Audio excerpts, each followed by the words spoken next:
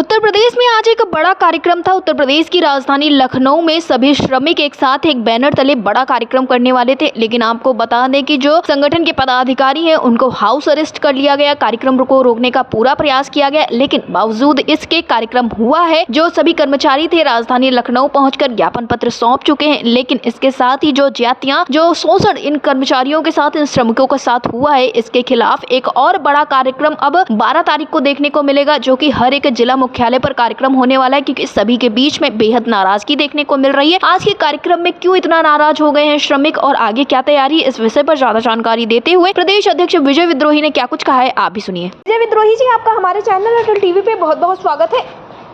आभार आपका। विजय विद्रोही जी, जैसा कि एक लंबे समय से देखने को मिल रहा था कि आज के दिन राजधानी लखनऊ में आप लोगों का एक बड़ा कार्यक्रम लगा हुआ था, जिसमें सभी श्रमिक शामिल होने वाले थे। क्या कुछ स्थितियां रही हैं, कार्यक्रम किस प्रकार से हुआ है और क्या कुछ तैयारियां हुई हैं इन सारी चीजों के बीच में? दरअसल में सरकार ने इस कार्यक्रम को विफल करने के लिए जी कल सुबह से ही उन्होंने हमारे तमाम नेताओं को उनके घरों में नजरबंद करने की कार्रवाई शुरू कर दी थी। जी सीतापुर में हमारे साथी हैं अर्जुन लाल जी, उनको सबसे पहले डिटेन किया। जी अमरनाथ जी को बनारस में डिटेन किया। जी इसी तरह उन्होंने लखीमपुर खीरी में कमलेश राय जी हैं, उनको डिटेन किया। पीलीभीत में देवाशीष जी हैं, उनको डिटेन किया। अतीक जी फैजाबाद में हैं, उनको डिटेन किया। कलीम भाई हैं, उनको सोनभद्र के रावटगंज के रेलवे स्टेशन से वापस ले गए और उनको कोतवाली में बैठा कर रखा। मैं स्वयं भी अपने घर में अभी भी, जबकि कार्यक्रम लखनऊ में खत्म हो गया है, लेकिन मैं अभी भी मेरे घर पे पुलिस बैठी हुई है और 5 बजे ही इन लोगों ने हमको भी घर पे ही डिटेन कर लिया था। कुल मिला के 19 जिलों में अगर देखें तो इन्होंने जगह जगह लोगों को घरों में डिटेन कर लिया और 2 लोगों को पुलिस स्टेशन में ले गए। तो एक तो ये है कि सरकार ने पूरा दमन का चक्र चलाया। बहुत जगहों में, जैसे एक खबर है मथुरा से कि एडवोकेट नसीर शाह साहब है और दुदही एक ब्लॉक है वहाँ कुशीनगर में हमारी महिला नेता है रीता पटेल जी, उनके घर में देर रात तक पुलिस उनके दरवाजे पर बैठी रही। तो इस तरह से एक माहौल बनाया। बरेली में इन्होंने थ्रेट किया कि कार्यक्रम में लोग न जाने पाए और उनके नेताओं को घरों में बंद किया गया। इसके बावजूद करीब 300-350 के आसपास लोग विभिन्न जगहों से किसी तरह से पुलिस को चकमा देकर के रेलवे स्टेशनों से चारबाग पहुंचे और वहां उन लोगों ने जुलूस निकाला। पुलिस ने बैरिकेड करके पुलिस चौकी के पास रोका उनको। चारबाग स्टेशन पर जो पुलिस चौकी बनी हुई है वहीं पर बैरिकेडिंग करके रोका और आगे नहीं बढ़ने दिया। तो एक तो सबसे पहले ये जो पुलिसिया कार्रवाई है, सरकार की जो कार्रवाई है, ये सरकार के उस डर को दिखाती है। और सबसे बड़ी बात यह है कि वो उस सवाल को आगे नहीं आने देना चाहते हैं जो नोएडा में उन्होंने किया है, या वो जो पूरे प्रदेश के मजदूरों के साथ और स्कीम वर्कर्स के साथ, आउटसोर्सिंग कर्मचारियों के साथ, संविदा कर्मचारियों के साथ, संगठित और विनिर्माण क्षेत्र के कर्मचारियों और मजदूरों के साथ जो व्यवहार सरकार कर रही है उसको वो सामने नहीं आने देना चाहती है। उनकी कोई इच्छा नहीं है कि ये सवाल उनको इसको हल भी नहीं करना है। और वो चाहते भी नहीं है कि उनका ये काली करतूत पब्लिक डोमेन में आए कि 12 घंटे काम, 10,000 रुपया, 10 साल से 1 पैसे की बढ़ोतरी नहीं। और जब उन्होंने इसके खिलाफ आवाज उठाई और अपनी बेस रिवीजन का सवाल उठाया, 8 घंटे के काम और 4 घंटे के ओवर टाइम का सवाल उठाया, सामाजिक सुरक्षा, परमानेंसी, ESI, प्रोविडेंट फंड का सवाल उठाया, तो उनके ऊपर मुकदमे लगा दिए गए, उनको जेलों में डाल दिया गया, तरह तरह से उनको रिप्रेशन किया गया, महिला कामगारों को सड़कों पे घसीटा गया, तमाम रेहड़ी ठेला पटरी दुकानदारों को, सब्जी लेने वाले लोगों तक को नहीं बख्शा गया, उनको भी उठा के जेलों में डाला गया। यही नहीं, उनके समर्थन में बोलने वाले तमाम सामाजिक कार्यकर्ताओं को भी जेलों में डाल दिया गया।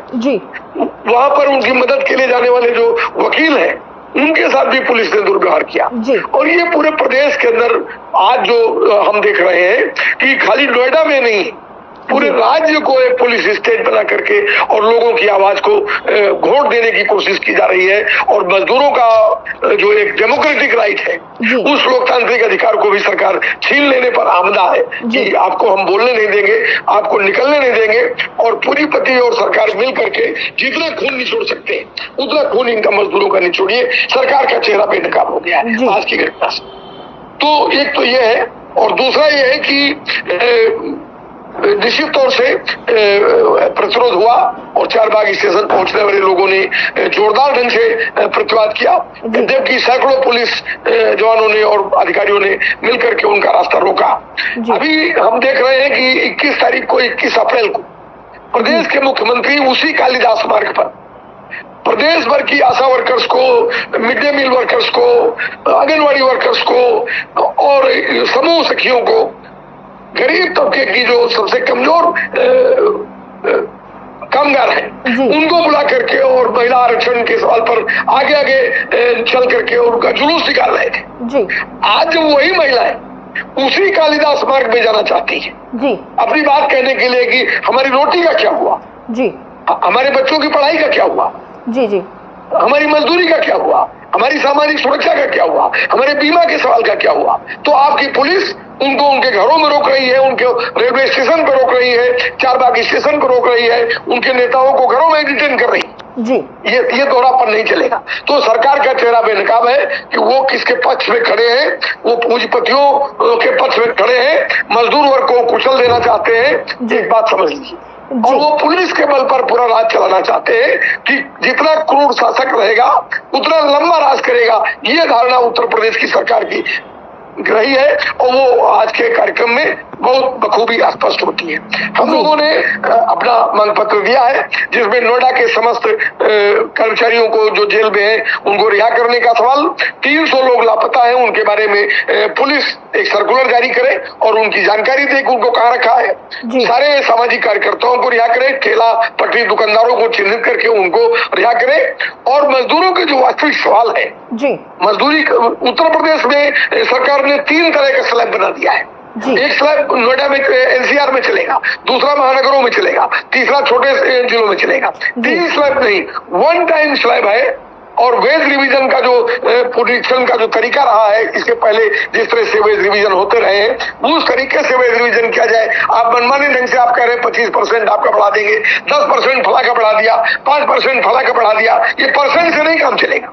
महंगाई की दर के अनुरूप हमारे न्यूनतम वेतन की गणना करके दोनों को मिला करके हमारी जरूरतों के मुताबिक जो आज ILO की गाइडलाइन है और जो WHO कहता है, दोनों को मिला करके जो जरूरतें हैं हमारी, उसके हिसाब से हमारी मिनिमम न्यूनतम जो है तनख्वाह 27,000 से 44,000 के बीच में होनी चाहिए।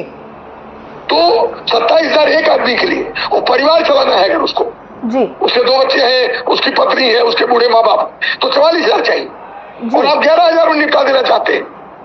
तो ये जो तरीका है, ये तरीका नहीं चलेगा। हम लोगों ने इन सवालों को एड्रेस किया है। स्कीम वर्कर्स के सवाल को भी हम लोग ले गए हैं कि इनको भी न्यूनतम वेतन के दायरे में लाइए। 2,000 रुपए में आपकी जो गुलामी कर रही है, बहुत दिन हो गया है। और आपने फरवरी के महीने में 6 फरवरी को हमारे साथ एक वादा किया था, उस वादा खिलाफी से बाहर आइए और इस सवाल को हल करिए।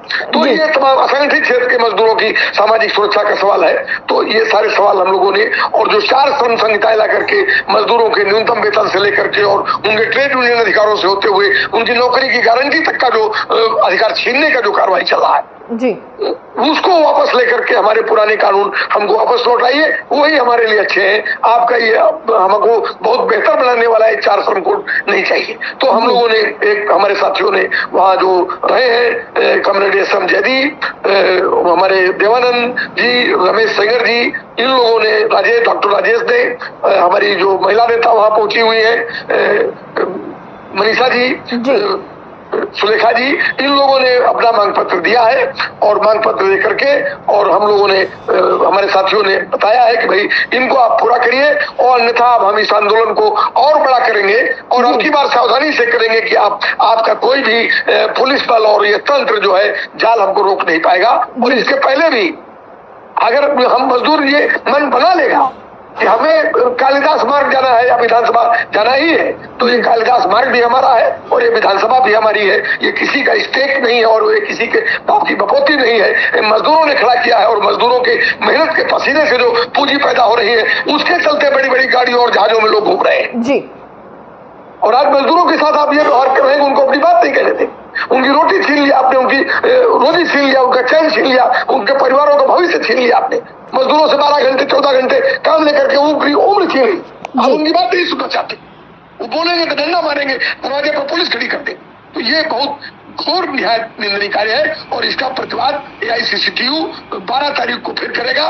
यही 12 तारीख को परसों हम लोग पूरे प्रदेश के अंदर जी हमारा संगठन इस जो आज कार्रवाई हुई है इसके खिलाफ 12 तारीख को हम लोग जिला मुख्यालयों में प्रतिवाद करेंगे। जी विजय जी, अटल टीवी से जुड़ने के लिए धन्यवाद।